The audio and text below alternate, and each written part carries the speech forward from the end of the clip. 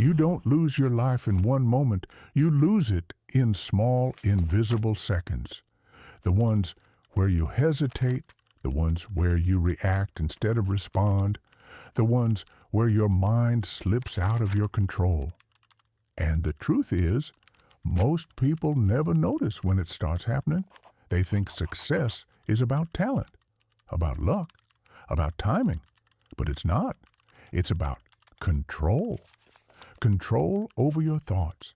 Control over your reactions. Control over who you become when pressure shows up uninvited. Because pressure will show up. Stress will show up. Doubt will show up. Fear will show up. And when it does, you won't rise to your goals. You will fall to your training. Let that sink in. You don't perform at your best when life gets hard. You perform at the level your mind has been trained to handle. And if your mind is untrained, you react, you hesitate, you overthink, you quit. But if your mind is trained, you pause. You see clearly, you choose deliberately, you move forward anyway. That is the difference, and that is what this audiobook is about. Welcome to Train Your Mind for Success, skill that changes everything. This is not motivation. This is training, because motivation fades, emotion fades, but training rewires who you are under pressure. In this audiobook, you are going to build something most people never develop. A mind that doesn't panic. A mind that doesn't fold. A mind that doesn't wait for perfect conditions. A mind that leads. Over the next journey, we are going to walk through 25 chapters, each one focused on a core mental skill that transforms how you think, act, and respond. You will learn how to control your reactions when emotions spike, build discipline when motivation disappears, stay focused in a world designed to distract you, silence the noise inside your head, make decisions with clarity, not chaos, train your identity, not just your habits, and most importantly, you will learn how to become someone who can be trusted by yourself. Because success is not built on intensity. It's built on reliability. And here's the truth most people avoid. You don't need a new life. You need a trained mind inside your current one. This is not advice. This is a system. This is not theory. This is application. And just like any training, if you listen passively, nothing changes. But if you listen actively, if you reflect, if you apply, if you take even one principle and practice it, you will not be the same person by the end of this journey. One more thing before we begin. This audiobook is designed to challenge you, not comfort you, because comfort does not build strength. Discomfort does.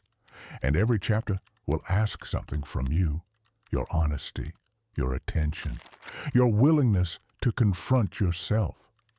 So, if you're ready, if you're tired of reacting, tired of repeating the same patterns, tired of knowing what to do but not doing it, then this is where it changes. And here is the line I want you to remember. A weak mind reacts. A trained mind decides. Hold on to that.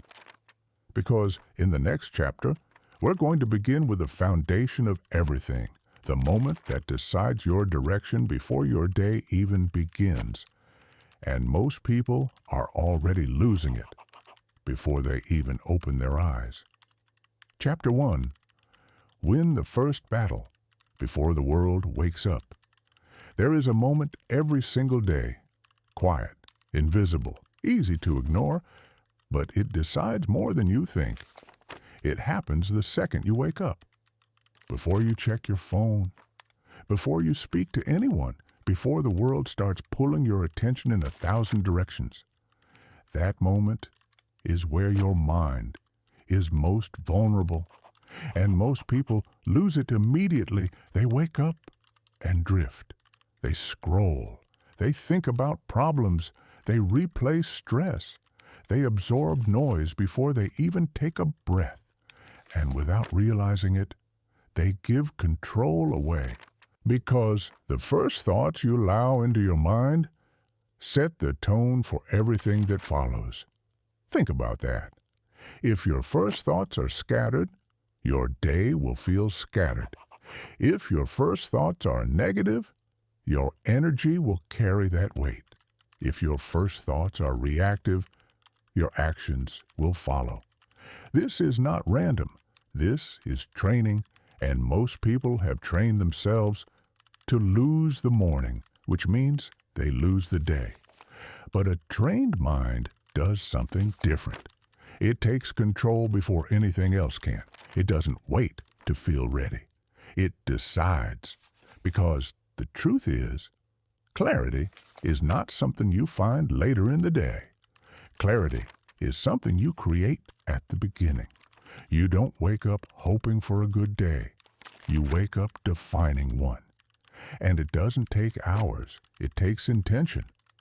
Just a few moments where you interrupt the automatic pattern, where instead of reaching outward, you go inward, where instead of reacting, you decide. You ask yourself, what kind of person am I going to be today? Not what will happen, not what might go wrong, but who will you be, regardless of what happens? Calm, focused, disciplined, because your identity drives your behavior, and your behavior builds your results. This is where most people get it wrong. They try to control the day instead of controlling themselves. But when you control yourself, the day follows. This is your first training exercise. Before your feet hit the floor, pause. No phone, no noise, no distractions, just you and your thoughts. And then you speak clearly to yourself, not hype, not empty words. Truth. Today, I stay in control. Today, I don't react to everything. Today, I move with intention, simple but powerful, because you are not waiting for the day to define you. You are defining yourself first, and that shift changes everything, because once your mind is set, it becomes harder for the world to shake it. You don't get pulled into every distraction, but this is only the beginning, because controlling your thoughts in the morning is one thing. Controlling your emotions when life hits you unexpectedly is another. And that's exactly where we're going next. Because the real test of your mind is not when things are easy. It's when something pushes you and your first instinct is to react. The question is, will you react or will you remain in control? Dear friend, we are just starting to work on this channel, so your likes and subscriptions will greatly help us grow. Don't be indifferent. Thank you. Chapter 2. Control the moment before it controls you. There is a moment right before every mistake you regret. A moment so small, most people never see it, but it's always there, right before you say something you didn't mean, right before you quit too early, right before you choose comfort over growth. There is a gap, a space between stimulus and response. And inside that space is where your power lives. But most people never use it. They react instantly. Emotion hits, and they move. Pressure rises, and they panic. Someone disrespects them, and they explode. Not because they are weak, but because they are untrained. As you may have noticed in the competitor transcript, the difference between people who stay in control and those who don't is not intelligence, it's composure. Because life doesn't test how smart you are first. It tests how stable you are when things don't go your way. And if your mind is not trained, those moments expose you. They expose your impatience, your insecurity, your lack of control. And once control is gone, everything else follows. But a trained mind operates differently. It doesn't rush. It pauses. That pause is not weakness. It is strength. Because in that pause, you interrupt the automatic reaction. You step out of impulse and you step into awareness. Let me ask you something. How many times have you said something and immediately wished you could take it back? How many times have you reacted emotionally and paid for it later? How many opportunities have you lost? Not because you didn't know what to do, but because you didn't control yourself long enough to do it? That's the cost of an untrained mind. It's not just mistakes. It's lost respect, lost opportunities, lost growth. And it happens in seconds. But here's the shift. You don't need to eliminate emotions. You need to outlast them. Because emotions are temporary, but decisions have consequences. So the next time something triggers you, I want you to remember this. You don't have to react immediately. You are allowed to pause. You are allowed to breathe. You are allowed to observe what you're feeling without becoming it. This is your second training principle, the rule of the pause. Before any reaction, you create space, even if it's just 3 seconds. 3 seconds of awareness, 3 seconds of control, 3 seconds where you ask yourself, what happens if I respond instead of react? That question alone can change your life. Because reacting is easy. Responding is deliberate. Reacting is emotional. Responding is controlled. Reacting feels right in the moment. Responding is right in the long term. And the people who win in life are not the ones who feel less. They are the ones who control what they do with what they feel. Think about a leader in a crisis. Do they panic? Do they shout? Do they lose control? No. They slow down, they observe, they choose carefully, because they understand something most people don't. The faster you react, the less control you have. And control is everything. This doesn't mean you become passive. It means you become intentional. You don't suppress emotions. You manage them. You don't ignore pressure. You navigate it. You don't avoid difficult moments. You handle them with clarity. And that clarity comes from the pause. Let's make this practical. Next time someone disrespects you, pause. Instead of reacting instantly, observe. What are you feeling? Anger, frustration, ego? Good. Now ask yourself, what response gives me the most control in this situation? Not the fastest response, not the loudest response, the strongest response. Because strength is not loud. Strength is controlled. And sometimes the strongest move is silence. Sometimes the strongest move is walking away. Sometimes the strongest move is choosing not to engage at all. That's control. And control creates leverage. Reactive people lose leverage because they become predictable. They become easy to trigger, easy to manipulate. But when you pause, you become unpredictable. And that is power. Because now you are no longer being controlled by the situation. You are controlling yourself within it. And over time, this changes how people see you. You become someone who doesn't break under pressure, someone who doesn't overreact, someone who stays steady even when things get chaotic. And that kind of presence commands respect without saying a word. But here's the deeper truth. The pause is not just about external situations. It's about internal ones too. Because sometimes the biggest battles are not with people. They are with your own thoughts. The voice that tells you to quit. The voice that tells you you're not ready. The voice that tries to pull you back into comfort, that voice wants an immediate reaction. It wants you to believe it. It wants you to follow it. But if you pause, you can question it. Is this thought helping me or holding me back? And in that moment, you separate yourself from the noise. You realize something powerful. Not every thought deserves your attention. Not every feeling deserves your action. And that realization changes everything. Because now, you are not your thoughts. You are the one observing them.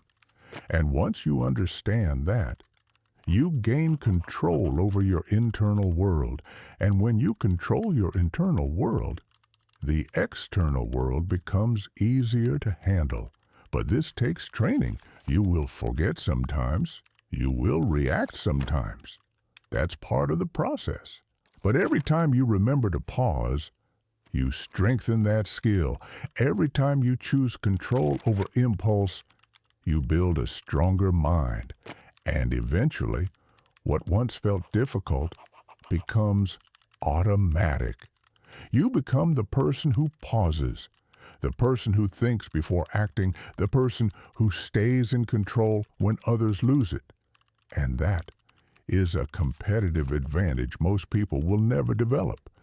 But we're not stopping here, because controlling your reactions is only one part of the equation. The next level is controlling your focus. Because even if you don't react emotionally, if your attention is constantly scattered, you will still lose direction.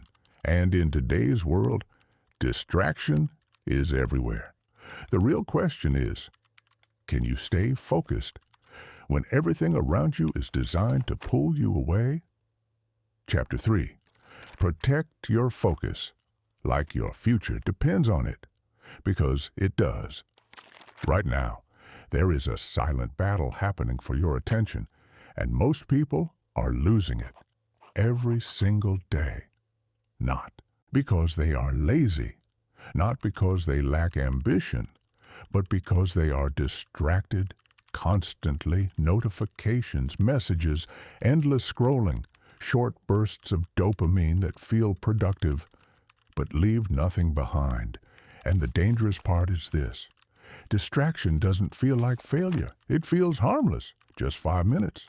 Just one video. Just one check. But those moments stack.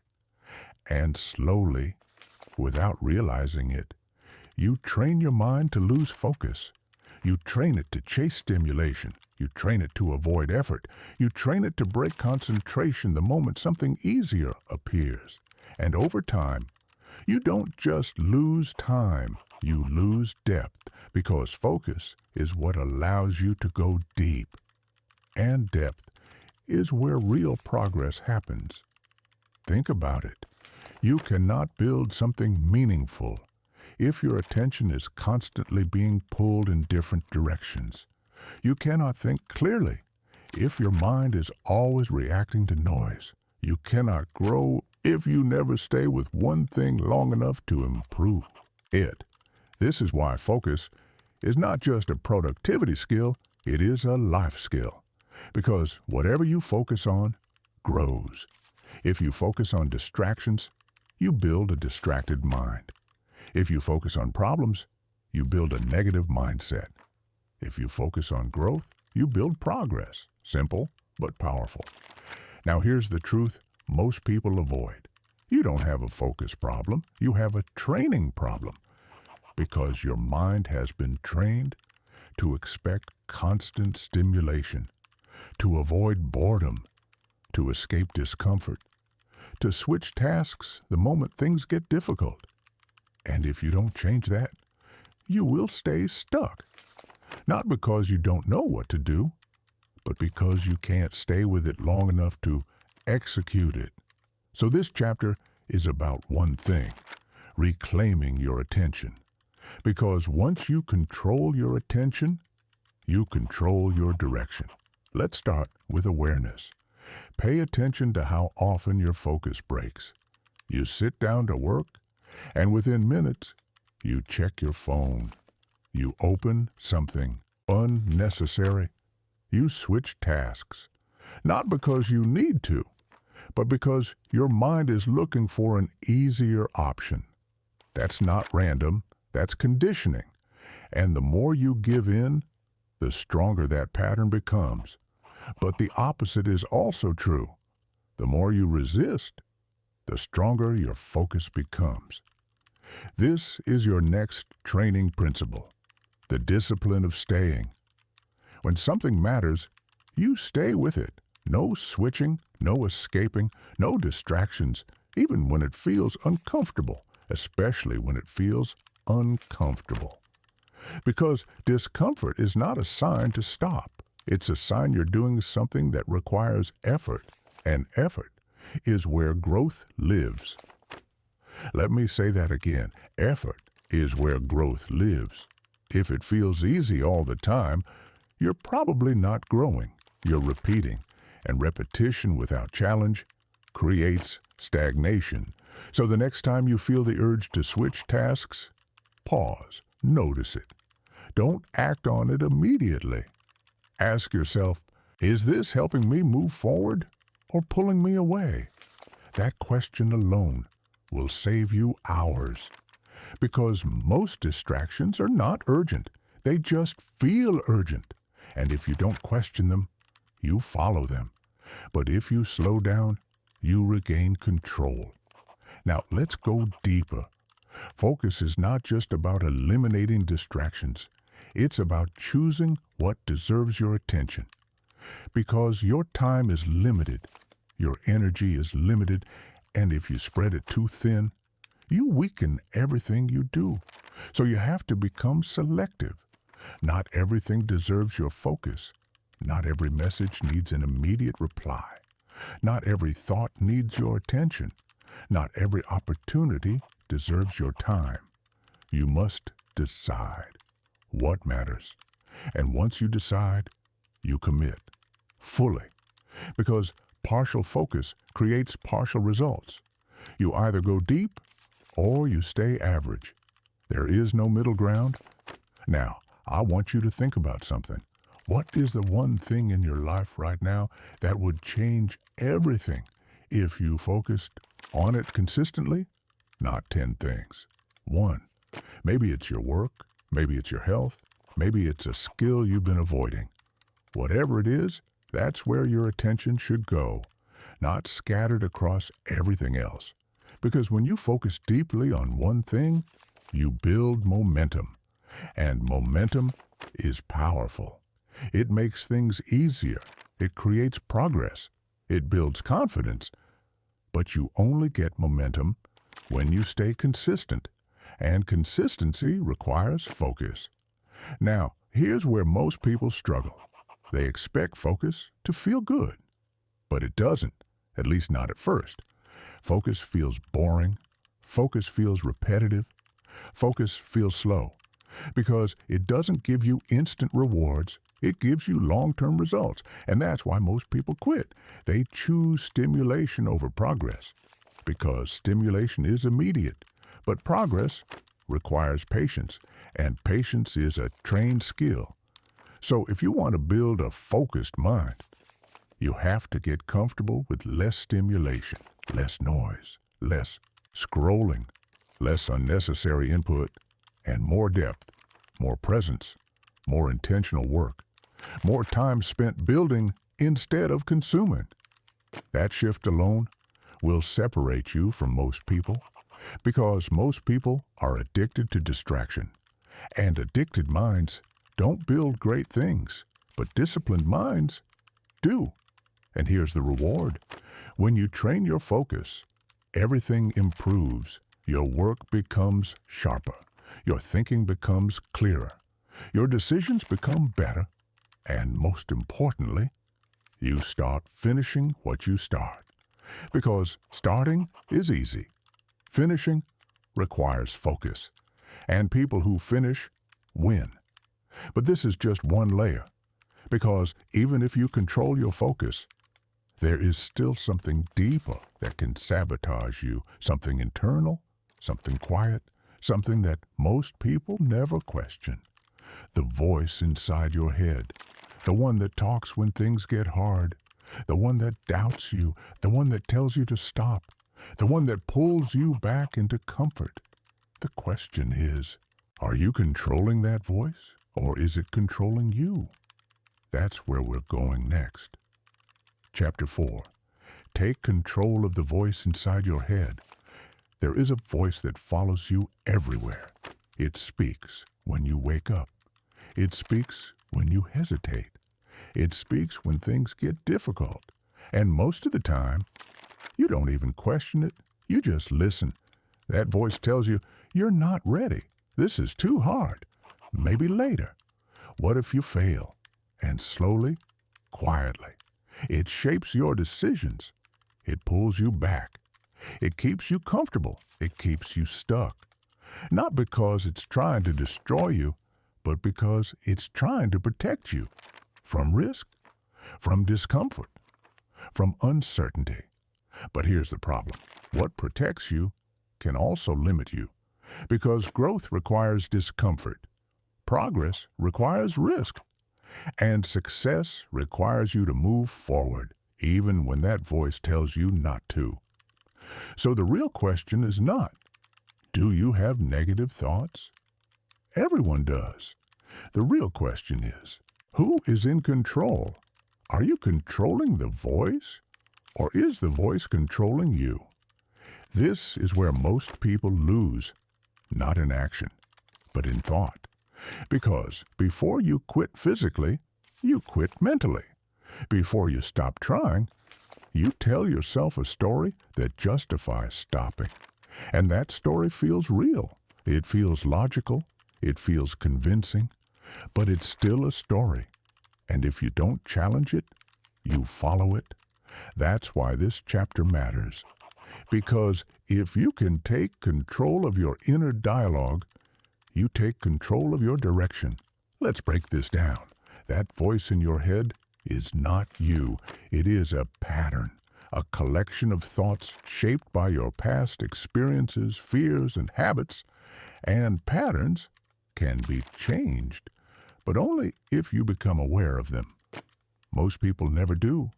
They assume every thought they have is true, but that's not reality. That's conditioning. So here's your next training principle. Separate yourself from your thoughts.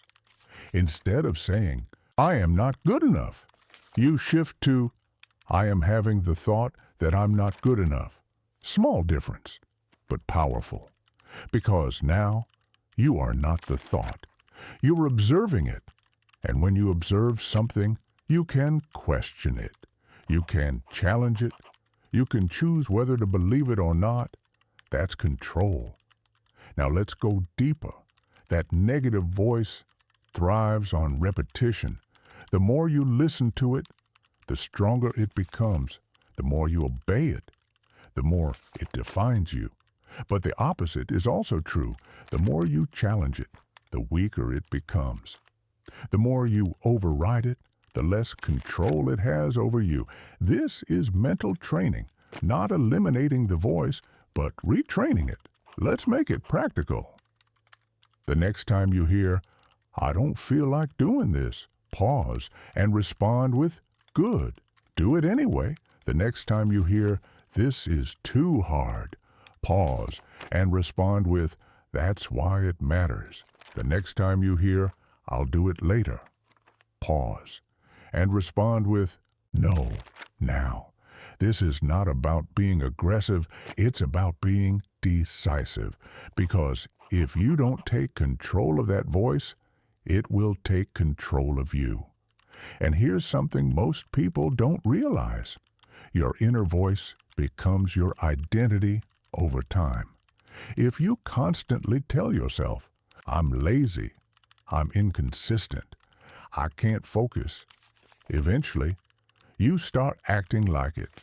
Not because it's true, but because you've repeated it enough times. So if you want to change your behavior, you have to change your internal language. You have to start speaking to yourself like someone who is in control. Not perfect, but disciplined, not fearless, but willing, not always confident, but committed. Because identity is not something you find, it's something you build. Through repetition, through decisions, through the words you tell yourself daily. And once your identity shifts, your actions follow. Now here's the challenge. This is not a one-time shift. You don't control your thoughts once, and you're done.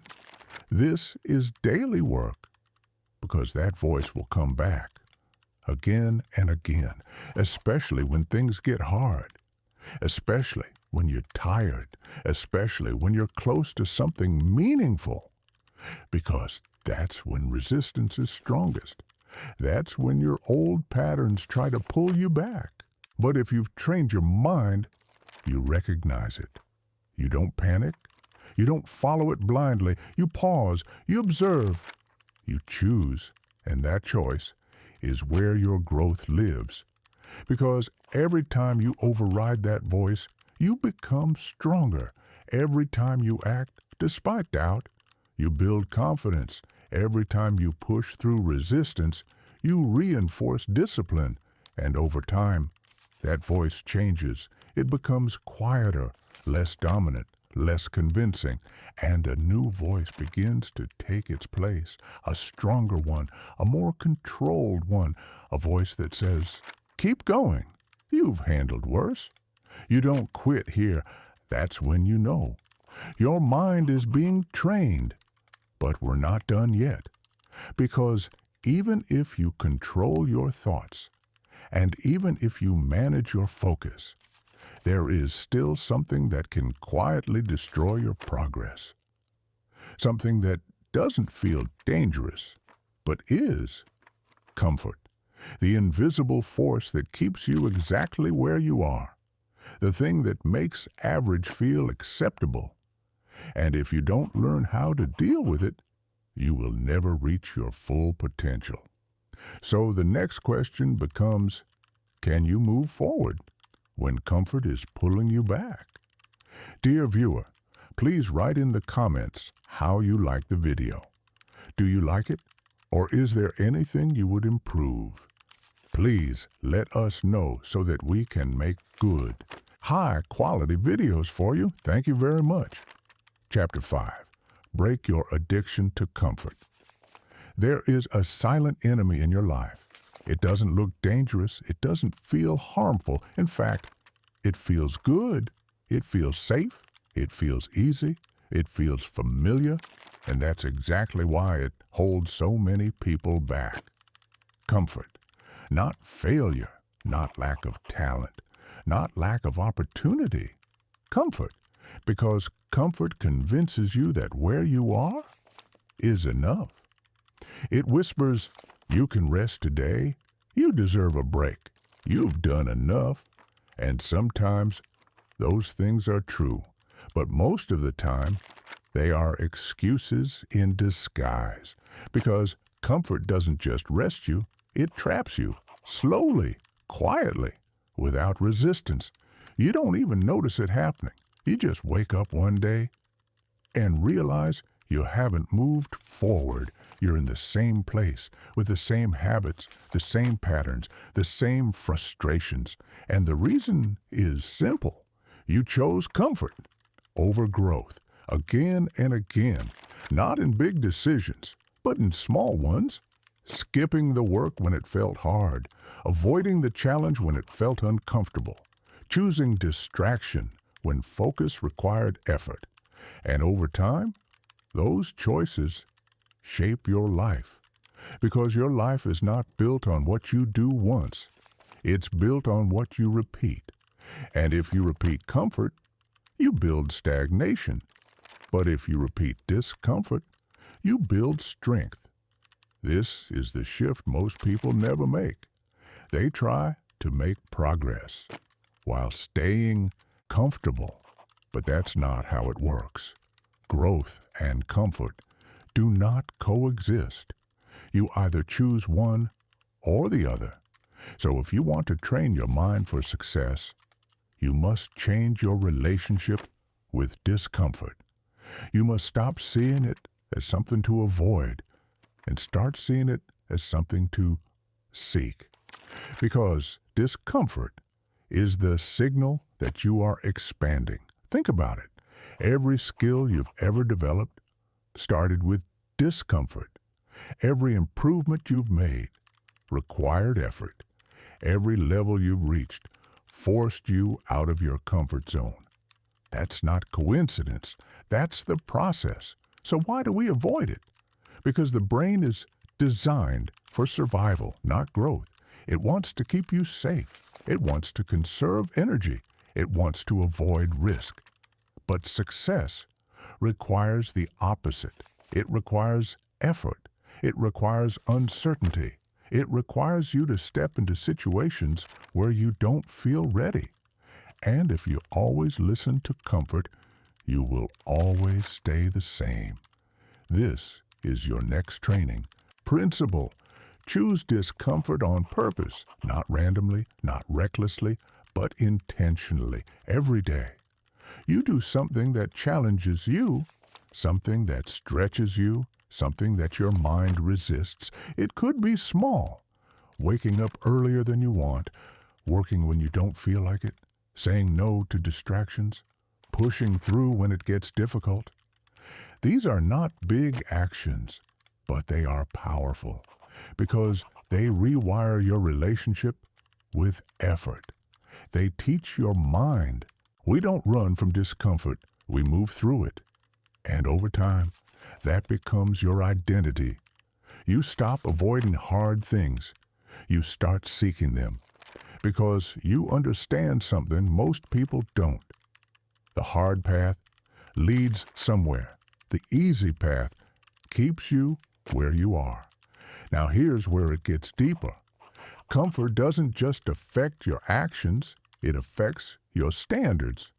The more comfortable you become, the lower your standards drop. You accept less from yourself. You tolerate habits you know are holding you back. You settle for average because it's easier. And once your standards drop, your results follow. But when you raise your standards, everything changes. You stop negotiating with yourself. You stop making excuses. You stop allowing comfort to dictate your decisions. Because you've decided you want more, not just in results, but in who you are. And that decision requires discipline, not motivation. Discipline, because motivation is emotional. It comes and goes. But discipline is a decision. It's what you do when you don't feel like it. It's what you rely on when motivation disappears. And here's the truth. If you only act when you feel motivated, you will stay inconsistent. But if you act regardless of how you feel, you become reliable. And reliability is what builds success. As highlighted in the competitor material, people who succeed are not the ones who feel ready. They are the ones who decide to act anyway. That's the difference. They don't wait. They move, even when it's uncomfortable, especially when it's uncomfortable, because they understand. Comfort is not the goal. Growth is. So the next time you feel resistance, I want you to recognize it, not as a stop sign, but as a signal that you're about to do something meaningful, something that matters. And instead of stepping back, you lean in, you move forward, you take action anyway, because that is how you build a strong mind, not by avoiding difficulty, but by facing it again and again, until it no longer controls you, and eventually, what once felt uncomfortable becomes normal. You become the person who does hard things, the person who doesn't need perfect conditions, the person who moves forward, regardless. And that is a different level of power. But there is one more layer to this. Because even if you break free from comfort, even if you build discipline, you can still lose. if your environment keeps pulling you back, because your environment shapes your behavior more than you think. The people around you, the content you consume, the habits you see daily, all of it influences your mind. So the next question becomes, are you building an environment that supports your growth or one that quietly destroys it? Chapter 6. Design an environment that forces you to win. Most people think success is built on willpower. It's not. It's built on environment. Because no matter how strong you think you are still influenced by what surrounds you. Your habits, your focus, your standards, they are all shaped by your environment. And if your environment is weak, your discipline will constantly be tested. But if your environment is strong, your discipline becomes easier. This is where most people fail. They try to become disciplined while staying in environments that encourage distraction. They try to stay focused while surrounded by noise. They try to grow while constantly exposed to things that pull them backward, and then they wonder why it feels so hard. It's not because you lack discipline, it's because your environment is working against you. Let's make this clear. If your phone is always in your hand, you will be distracted. If your space is filled with noise, you will lose focus. If the people around you have low standards, you will start to lower yours. This is not weakness, this is influence, and influence is powerful. So instead of relying only on willpower, you change the environment. Because when you change the environment, you change the behavior. This is your next training principle. Make the right actions easier and the wrong actions harder. Simple, but effective. If you want to focus more, remove distractions. Put your phone away, close unnecessary tabs.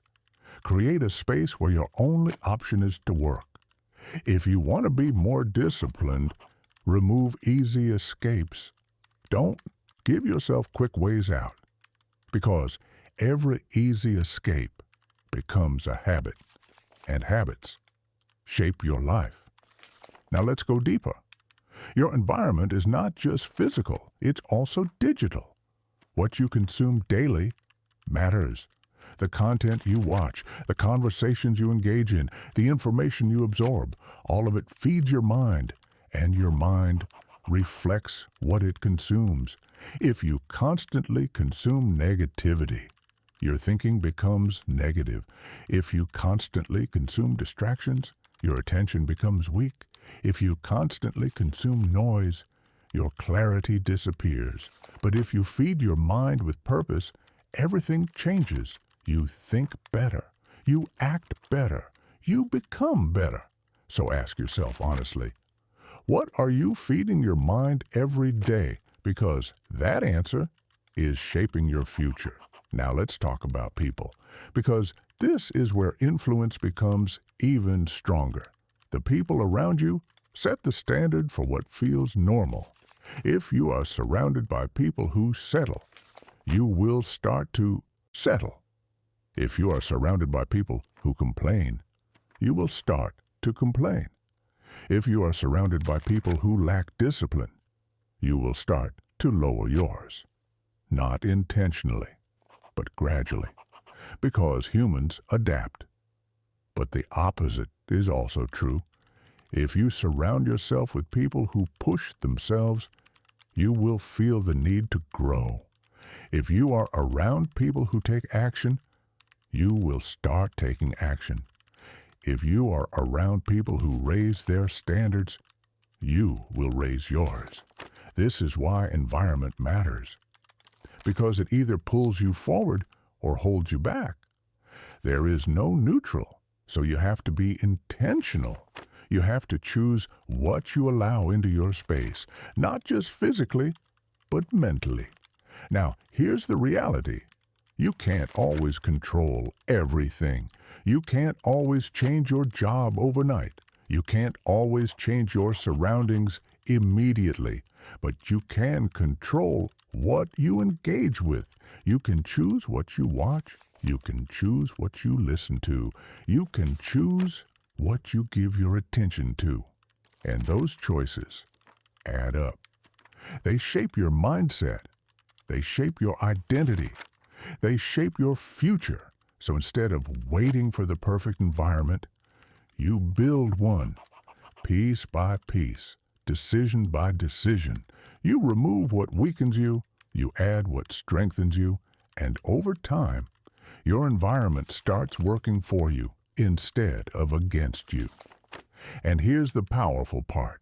When your environment is aligned, discipline feels easier, focus feels natural, progress feels consistent, because you are no longer fighting everything around you. You are supported by it, and that support accelerates your growth.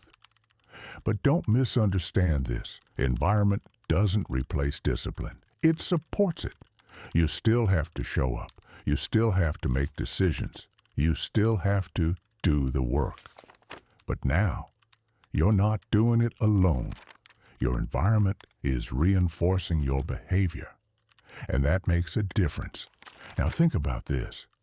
What is one change you can make today that would improve your environment? Not 10 things.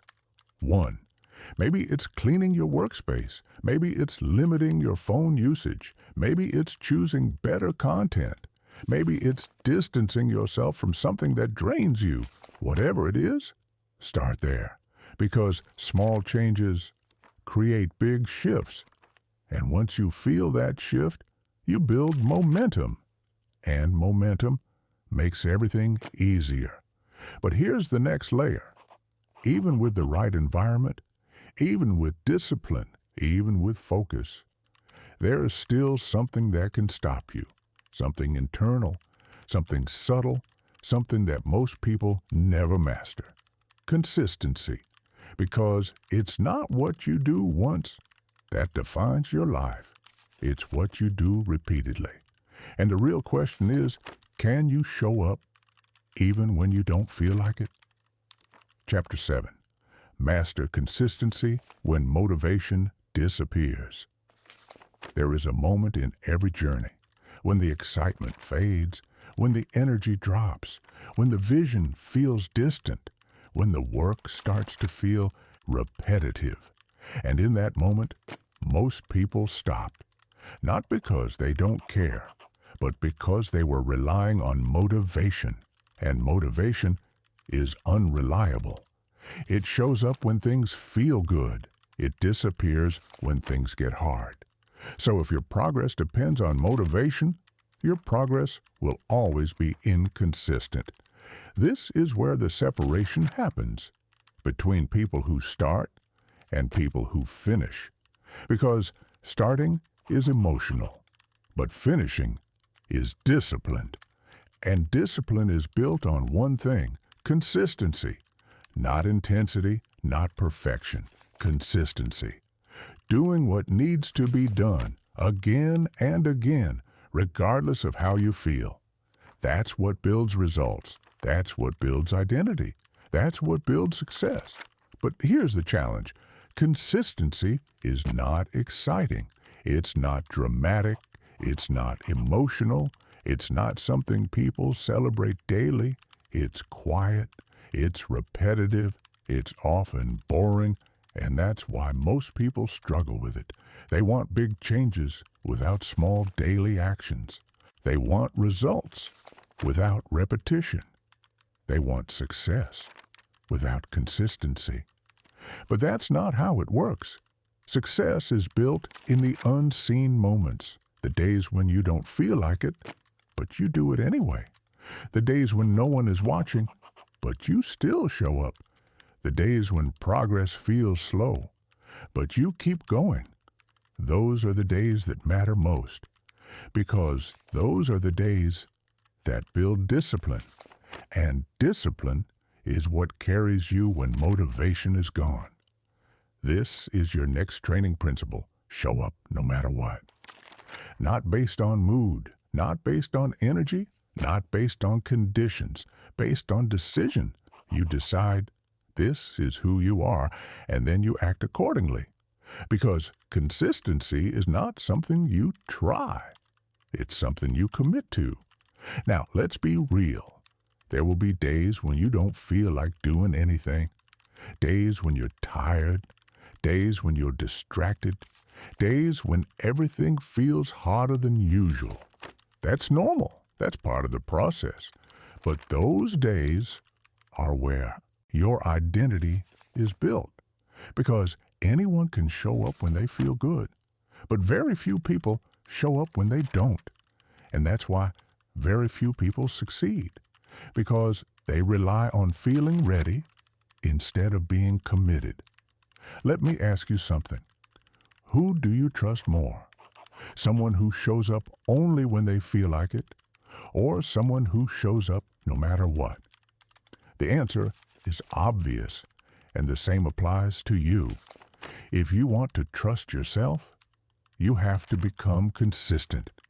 You have to prove to yourself that you will do what you said you would do, even when it's inconvenient, even when it's uncomfortable, even when no one is watching. Because every time you follow through, you build trust. And every time you break your word, you weaken it. This is deeper than productivity. This is about identity. Because over time, you become what you repeatedly do. If you are consistent, you become reliable. If you are unreliable, you become inconsistent. Simple, but powerful. Now here's the strategy. Don't focus on doing everything. Focus on doing something consistently. Because most people fail by trying to do too much at once. They start strong, then burn out, then stop completely. That's not consistency. That's intensity without sustainability. Instead, you build small, repeatable actions. Things you can do daily. Things that don't depend on perfect conditions. Things that you can commit to long term. Because long term is where real change happens. Now here's the key. Lower the barrier, but keep the standard. Meaning, even on your worst days, you still show up.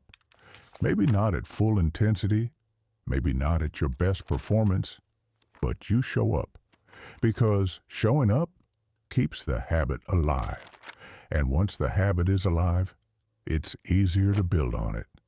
But if you stop completely, you break the pattern, and restarting becomes harder. So the goal is not perfection. The goal is continuity.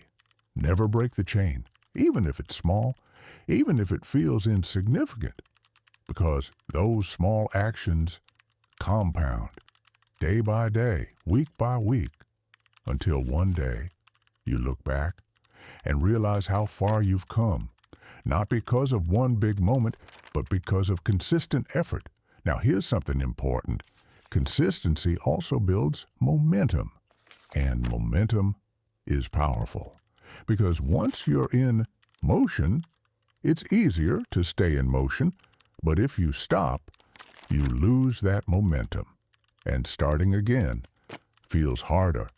So protect your momentum, guard it. Because it's one of your biggest advantages.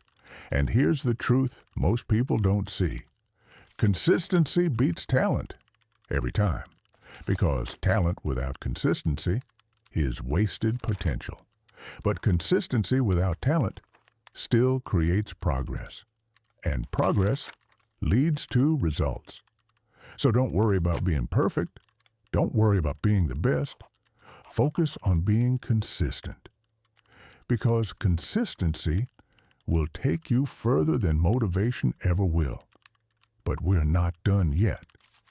Because even if you are consistent, even if you are disciplined, there is still something that can slow you down. Something internal, something subtle, something that creates hesitation, even when you know what to do. overthinking, the endless loop of doubt, analysis, and hesitation, the thing that keeps you stuck even when you're ready to move. So the next question becomes, can you take action without waiting for perfect clarity?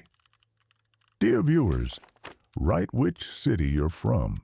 It's interesting to see which corners of the world are watching our videos. Chapter 8. Act before you feel ready. There is a trap that looks like intelligence. It sounds like preparation. It feels like responsibility. But in reality, it keeps you stuck. Overthinking. You've felt it before. You have an idea, a goal, an opportunity. And instead of moving, you pause. You analyze. You question. You wait. You tell yourself, I just need more clarity. I need a better plan. I'll start when I feel ready. But that moment never comes, because clarity is not something you wait for. It's something you create through action. And this is where most people lose momentum, not because they don't know what to do, but because they think too much about doing it. They get trapped in their own mind, running scenarios, imagining outcomes, focusing on what could go wrong. And the more they think, the less they move, until eventually they stop completely. Let me ask you something. How many times have you delayed something important because you didn't feel ready? How many times have you waited for the perfect moment only to realize it never arrived? That's the cost of overthinking. It doesn't protect you, it delays you, and delay kills momentum. Now here's the truth. You will never feel 100% ready, not for anything meaningful, not for starting something new, not for taking a risk, not for stepping into growth, because growth requires uncertainty, and uncertainty never feels comfortable. So if you wait for comfort, you will wait forever. This is your next training principle. Action creates clarity, not the other way around. You don't think your way into confidence. You act your way into it. You don't wait to feel prepared. You prepare by doing, because every step you take gives you feedback. Every action you make teaches you something. Every mistake you face builds experience, and experience creates clarity. But if you stay in your head, you learn nothing. You stay stuck in theory. And theory does not move your life forward. Action does. Now let's break this down. Overthinking is often driven by fear. Fear of failure, fear of judgment, fear of making the wrong decision. And those fears feel real. But here's what you need to understand. No decision is worse than constant hesitation, because a wrong move still gives you information, but no move keeps you exactly where you are. So instead of asking, what if I fail? Ask, what happens if I do nothing? Because doing nothing is the real failure. Now here's the shift. You don't need perfect clarity. You need a starting point. That's it. One step, one action, one decision. Because once you start, everything changes. You gain momentum, you gain insight, you gain confidence, and suddenly, what once felt overwhelming becomes manageable. But that only happens if you move. So the next time you catch yourself overthinking, pause, recognize it, and then ask yourself, what is the smallest action I can take right now? Not tomorrow, not later, right now. And then do it. No hesitation, no negotiation, because action breaks the cycle. It interrupts the loop of thinking, and once you take that first step, the next one becomes easier. Now here's something important. Action doesn't mean recklessness, it means progress.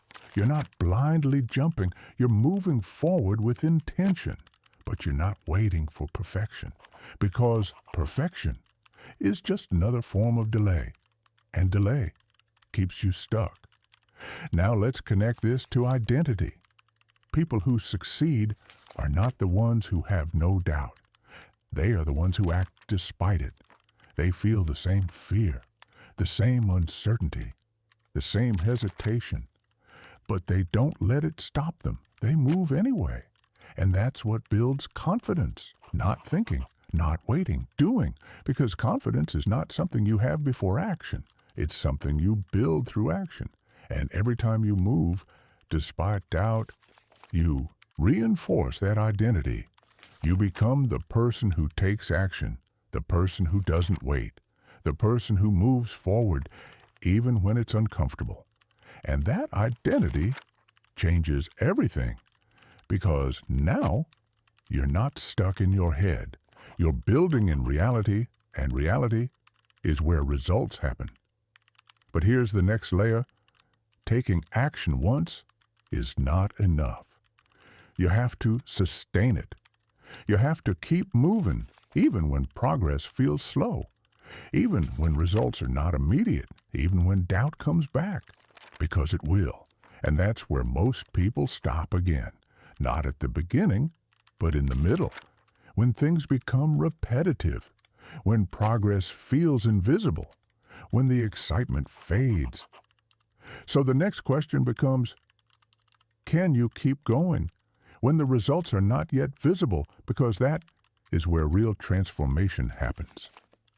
Chapter 9. Keep going. When nothing seems to be working, there is a phase that breaks most people. Not the beginning, not the idea, not the excitement, the middle. That long, quiet stretch where you are working, but nothing seems to be happening. No recognition, no visible progress, no immediate results. Just effort. Day after day, and in that phase, doubt gets louder.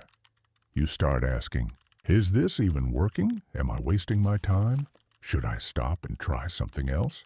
And slowly, your mind begins to look for an exit, because humans are wired for reward.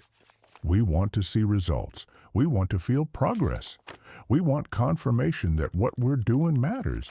But real growth doesn't always give you immediate feedback. Sometimes it stays invisible. And that's where most people quit, not because they failed, but because they didn't see results fast enough. Let that sink in. They didn't fail. They stopped too early. This is your next training principle. Trust the process before you see the proof. Because not all progress is visible. In fact, the most important progress happens internally. Your discipline is improving. Your focus is sharpening. Your thinking is changing. But you don't see it immediately. And because you don't see it, you start to doubt it.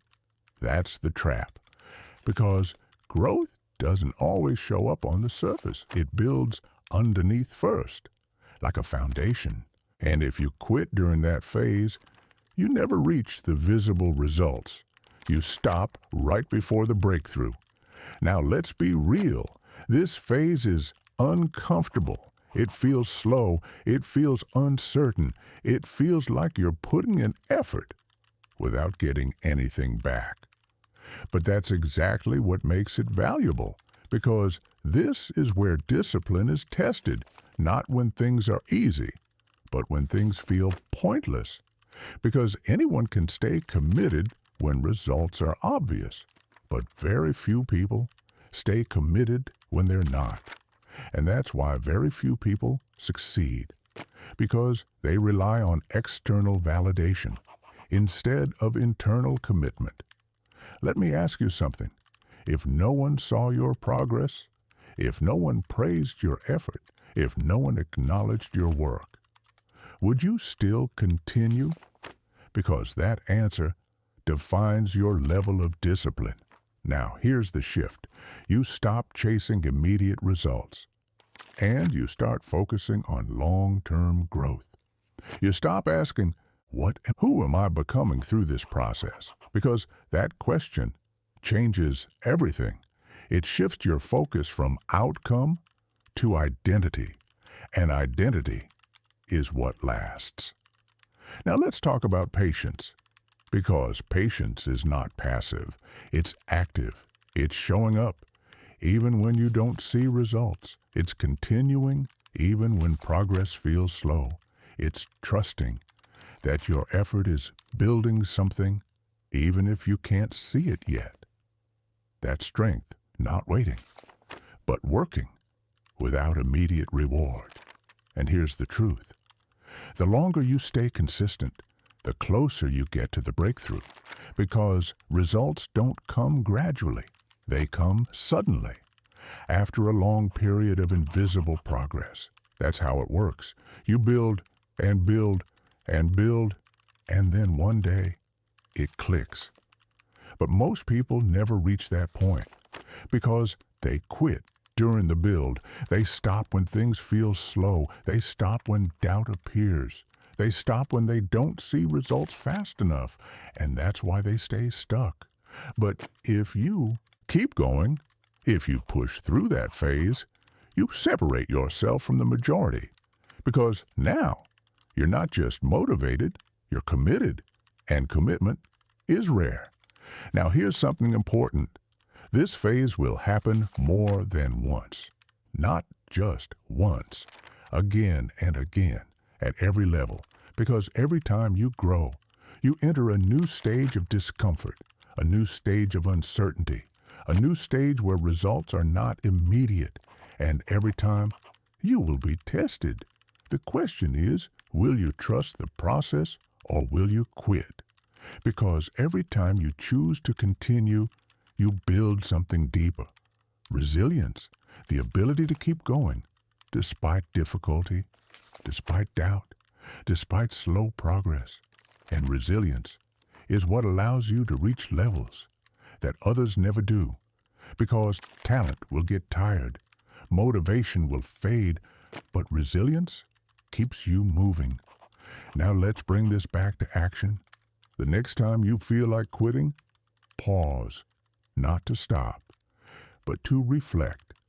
Ask yourself, have I truly given this enough time? Have I been consistent or just intense for a short period? Am I quitting because it's not working or because it's not working fast enough? Those questions will give you clarity, because most of the time, the answer is simple. You just need to keep going, not change everything, not start over, just continue, because consistency over time always wins. And if you can master this, if you can stay committed through the invisible phase, you unlock a level of growth that most people never reach. But there's one more layer, because even if you stay consistent, even if you trust the process, you can still lose direction if you don't know what you're aiming for. Because effort without direction leads to frustration. And that's what we're going to fix next. Because the next skill is about clarity. Not just working hard, but working with purpose. So the question becomes, do you actually know what you're building? Chapter 10.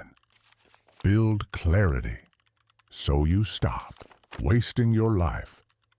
There is a dangerous place where many people spend years of their lives working hard, staying busy, doing something every day, but going nowhere. Not because they lack effort, but because they lack direction. And effort without direction is just movement, not progress. Let me ask you something. If you keep doing what you're doing right now, where will you be in 1 year? The same place, slightly better, or completely transformed? Because if you don't know the answer, that's the problem. You're moving without a clear destination. And when you move without direction, you waste time, you waste energy, you waste potential. This is your next training principle. Clarity creates power because when you know exactly what you're building, your decisions become sharper, your focus becomes stronger, your actions become intentional. But without clarity, you drift. You follow whatever feels urgent. You react to whatever shows up. You stay busy, but not productive. And over time, that leads to frustration. Because deep down, you know you could be doing more. You just don't know where to aim. Now here's the truth. Clarity doesn't come from thinking endlessly. It comes from asking better questions. Most people ask weak questions. What should I do? What if I fail? What's the easiest option? But those questions don't create direction. They create confusion. So let's upgrade them. Ask yourself, standards are low. Your actions will reflect that. If your standards are high, your behavior will rise to meet them. So you have to decide, what is acceptable for me? Is it acceptable to waste hours every day? Is it acceptable to break promises to yourself? Is it acceptable to stay stuck? Or do you expect more? Because once you raise your standards, everything changes. You stop tolerating things that hold you back. You stop making excuses. You stop settling. And that shift creates momentum. Now here's something important. Clarity also removes unnecessary decisions. Because when you know what matters, you don't waste time on what doesn't. You don't say yes to everything. You don't chase every opportunity. You don't get distracted by every option. You become selective. And that selectiveness protects your energy. Because your energy is limited. And if you spend it everywhere, you weaken your progress. But if you direct it, you amplify your results. Now let's make this practical. I want you to define 3 things. What you are building, who you are becoming, what you are no longer accepting. Simple, but powerful.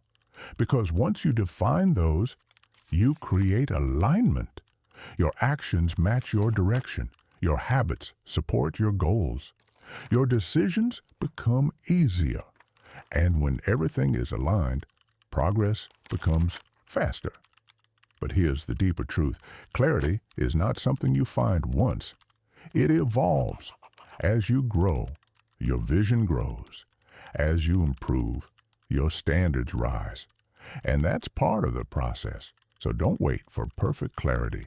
Start with what you know, move forward, adjust as you go. Because direction is not fixed. It's refined through experience. But no direction leads nowhere. And that's what you must avoid. Now here's the final layer. Clarity gives you something powerful. Focus. Because when you know what matters, you stop wasting time on what doesn't. You stop drifting. You stop reacting. You start moving with intention. And intention is what separates average from exceptional. But there's something even deeper than clarity. Something that determines whether you actually follow through. Because knowing what to do is not enough. You also need control over your impulses. Because in the moment, when distraction appears, when comfort calls, when resistance shows up, clarity alone won't save you. Control will. And that's where we're going next. Because the next level of training is about mastering your impulses, the urges that pull you away from your goals, the habits that sabotage your progress, the decisions that seem small but shape your future. So the question becomes, can you control yourself in the moments that matter most? Friend, write your opinion on this topic in the comments. Do you agree with us or not? I'm interested to hear your thoughts. Chapter 11. Master your impulses before they master you. There is a moment that decides more than you think. Not the big decisions, not the major life changes, the small ones, the ones that happen quietly, when no one is watching, when no one is judging, when it's just you and a choice. Scroll or work, delay or act, give in or stay disciplined. Those moments seem small, but they are not. Because your life is not shaped by one big decision. It's shaped by thousands of small ones, and most of them are driven by impulse. That sudden urge to do what feels easy, what feels good, what feels comfortable right now. Not what's right, not what's aligned with your goals, just what feels good in the moment. And if you don't control that, it controls you. This is your next training principle. Discipline your impulses, because impulse is fast. It doesn't think. It doesn't analyze. It reacts. And if your mind is untrained, you follow it automatically. You don't question it. You don't resist it. You just act. And then later, you regret. That's the pattern. Impulse to action to regret. Again and again. But a trained mind breaks that pattern. It inserts awareness. It slows things down. It creates space. And in that space, you choose differently. Now let's go deeper. Impulses are not random. They are triggered by environment, by emotion, by habit. You feel bored. You reach for distraction. You feel stressed. You look for comfort. You feel uncertain. You avoid action. And over time, these patterns become automatic. You don't even notice them. You just follow them. That's why discipline is not just about action. It's about awareness. You have to see the impulse before you can control it. So here's your first step. Notice. Pay attention to your patterns. When do you lose control? What triggers your distractions? What triggers your procrastination? What triggers your bad habits? Because once you see the pattern, you can interrupt it. Now here's the key. You don't fight the impulse with emotion. You override it with decision. Because if you rely on feeling, you will lose. Impulse is emotional. Discipline is logical. So instead of saying, I don't feel like it, you say, it doesn't matter how I feel. That's control. Now let's make this practical. The next time you feel the urge to do something unproductive, pause, just like we trained earlier. But this time, you go deeper. You ask yourself, what happens if I follow this impulse? Be honest. Will it move you forward, or will it pull you back? Because most impulses do not serve your long-term goals. They serve your short-term comfort. And short-term comfort creates long-term regret. So you have to flip the perspective. Instead of asking, what feels good right now? You ask, what benefits me long-term? That question alone will change your decisions. Now, here's something powerful. Impulses lose strength. When you don't act on them immediately, they peak and then they pass. But if you act instantly, you reinforce them. You strengthen the habit. So the goal is simple. Delay the impulse, not forever, just long enough to regain control. Even 10 seconds, even 30 seconds. That pause breaks the automatic pattern, and once the pattern is broken, you can choose. Now here's where most people struggle. They think discipline means never feeling temptation. That's not true. You will feel it every day. The difference is you don't obey it. You feel it and still choose what matters. That's strength, not absence of temptation, but control despite it. And every time you do that, you reinforce discipline. Every time you say no to impulse, you say yes to your future. Every time you resist distraction, you strengthen your focus. Every time you choose effort over comfort, you build a stronger identity. And identity is everything. Because once you see yourself as disciplined, Your actions align with that. You don't negotiate as much. You don't hesitate as much. You just act because that's who you are. Now, here's the deeper layer. Impulse control is not just about avoiding bad habits. It's about building good ones. Because discipline is not just resistance. It's redirection. You don't just say no. You replace. Instead of scrolling, you work. Instead of delaying, you start. Instead of avoiding, you face it. That's how you build new patterns. And over time, those patterns become automatic, just like your old ones. But now, they work for you, not against you. Now let's connect this to something bigger. Freedom. Most people think freedom means doing whatever you want. It doesn't. That's chaos. Real freedom comes from control. Control over your actions, control over your habits, control over your impulses. Because when you can control yourself, nothing else controls you. Not distractions, not emotions, not external pressure. You become stable. You become reliable. You become powerful. But if you can't control your impulses, you are not free. You are reactive. You are driven by whatever feels good in the moment. And that keeps you stuck. So the goal is simple. Train yourself to pause. Train yourself to choose. Train yourself to act with intention again and again until it becomes who you are. But we're not done. Because even if you control your impulses, even if you stay disciplined, there is still something that can quietly drain your energy. Something that affects your focus, your mood, your performance.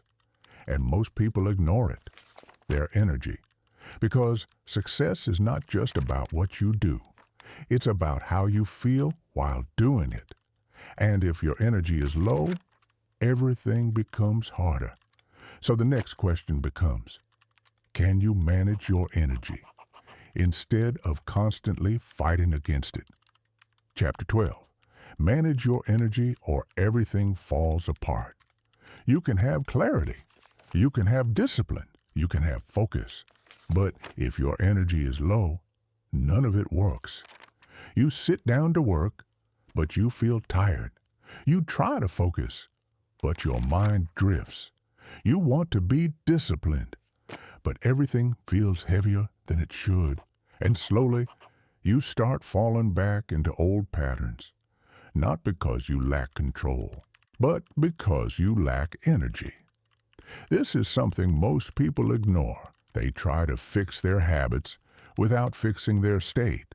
They try to push harder when what they really need is to manage their energy better, because energy is the foundation of execution. Without it, everything becomes harder. With it, everything becomes easier. This is your next training principle. Protect and direct your energy, because your energy is limited. Every decision you make, every task you do, every distraction you allow, consumes it. And if you don't manage it, you waste it on things that don't matter, on habits that don't serve you, on distractions that pull you away from your goals. And then, when it's time to do something important, you have nothing left. That's the trap. Now let's break this down. Energy is not just physical, it's mental, it's emotional, it's everything that affects your ability to act. And if any of those are low, your performance drops. So instead of asking, how can I do more? You start asking, how can I manage my energy better?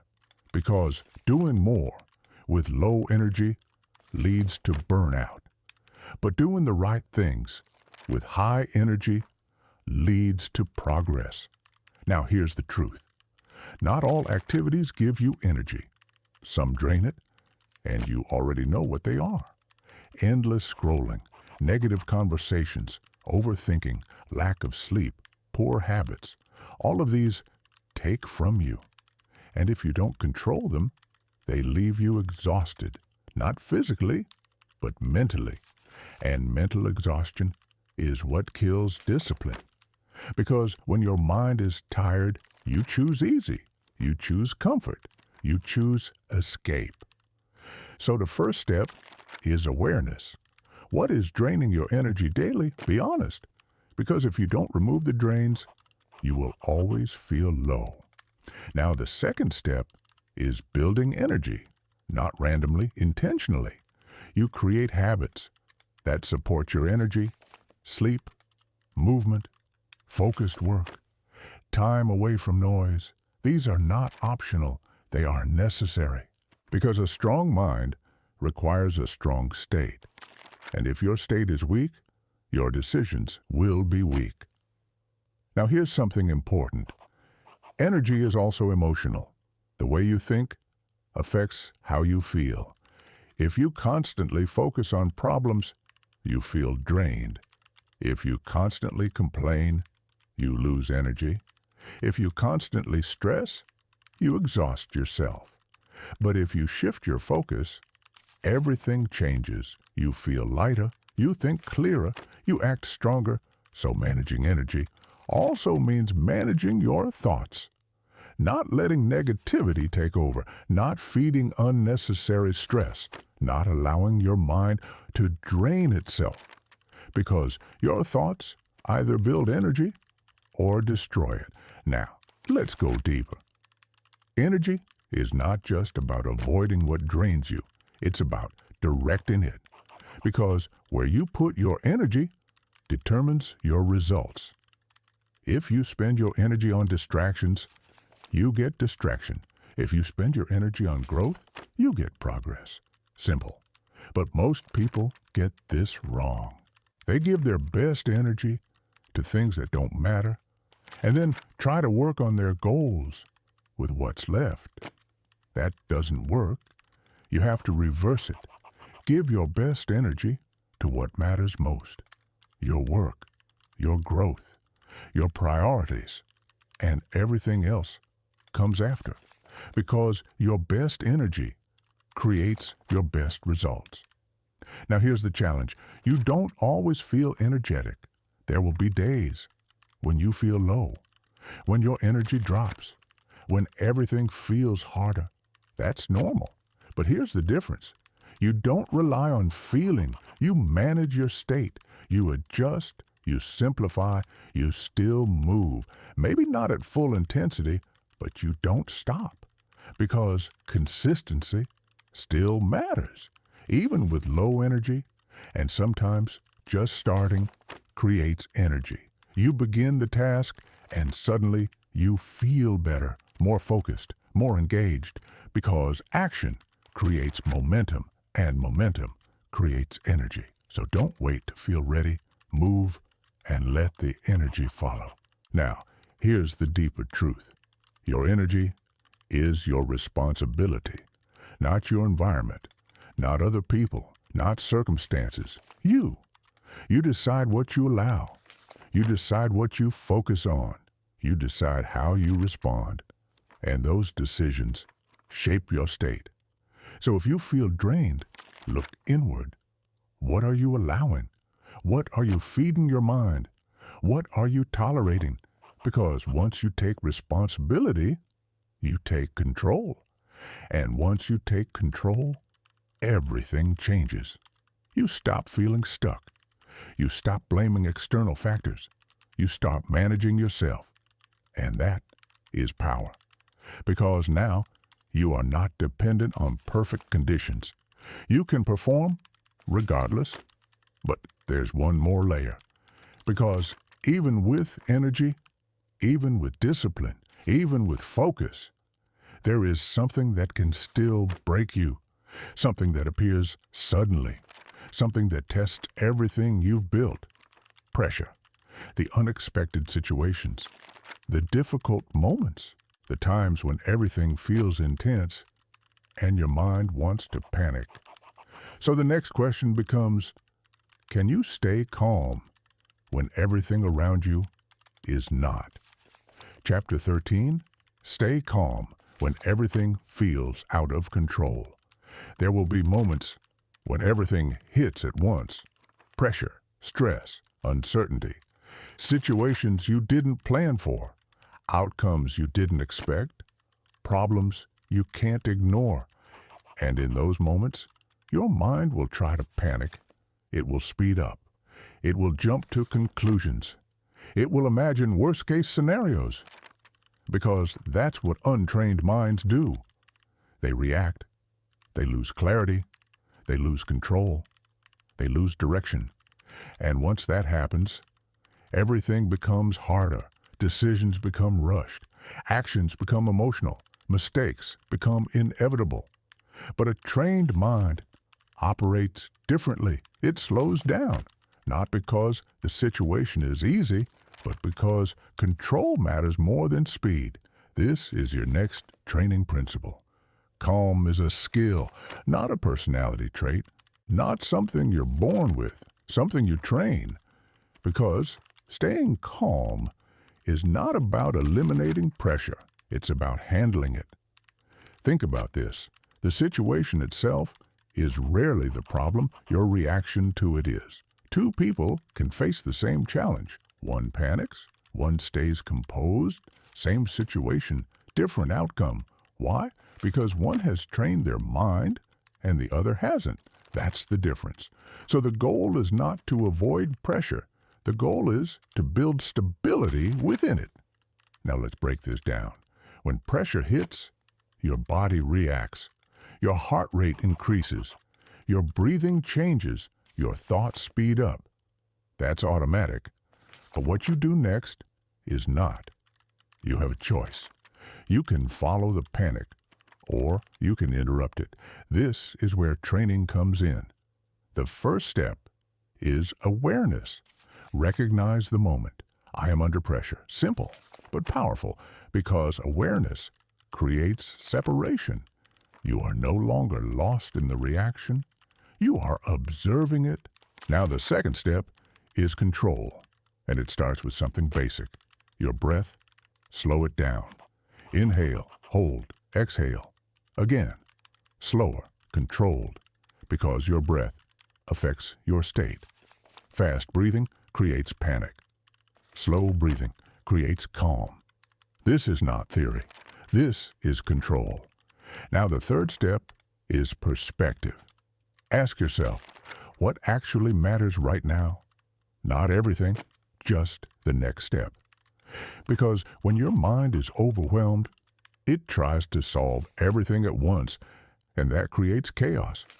But when you narrow your focus, you regain clarity. One step, one decision, one action. That's how you move forward. Now here's the key. Calm does not mean passive. It means controlled. You are still acting. You are still moving. You are still solving. But you are not reacting emotionally. You are responding intentionally. That's the difference. And that difference changes outcomes. Now let's go deeper. Calm under pressure builds trust. Not just with others, with yourself. Because when you know that you can handle difficult situations, you stop fearing them. You stop avoiding them. You stop overthinking them. Because you trust your ability to stay in control. And that trust is powerful. It allows you to take risks. It allows you to step into challenges. It allows you to move forward without hesitation. Now here's the final shift. You stop asking, how do I stay motivated? And you start saying, this is who I am. And that changes everything. Because now, you're not relying on feelings. You're operating on identity. And identity does not fluctuate. Now let's bring this full circle. Remember the line from the beginning. A weak mind reacts. A trained mind decides. That is you now. You decide how you think, how you act, how you respond, no matter the situation, no matter the pressure, no matter the difficulty. Because you've built something most people never do. Control. Now here's your final reflection. Who are you now? Compared to when you started this journey, Are you more aware, more disciplined, more focused? Because that growth is real and it matters. Now here's your next step. Don't just listen, apply. Take one principle and use it today. Because action is what turns knowledge into transformation. And if this resonated with you, if something in this journey shifted your thinking, then make a decision, not a temporary one, a real one, a commitment to yourself, to your growth, to becoming the person you know you can be. And if you're serious about that, do something simple. Hit like, not for the algorithm, but as a contract with yourself. A signal that you are not just listening, you are committing. And in the comments, write one thing, one habit you will change, one standard you will raise, one action you will take.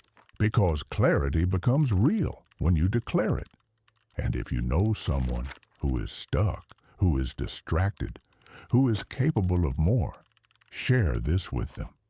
Because sometimes one message at the right moment changes everything. And if you want to keep building this mindset, stay consistent. Come back, train your mind again. Because this is not a one-time shift. This is a lifestyle. Now take a breath. And remember this, you don't need a new life. You need a trained mind. And once your mind is trained, there is nothing left that can stop you.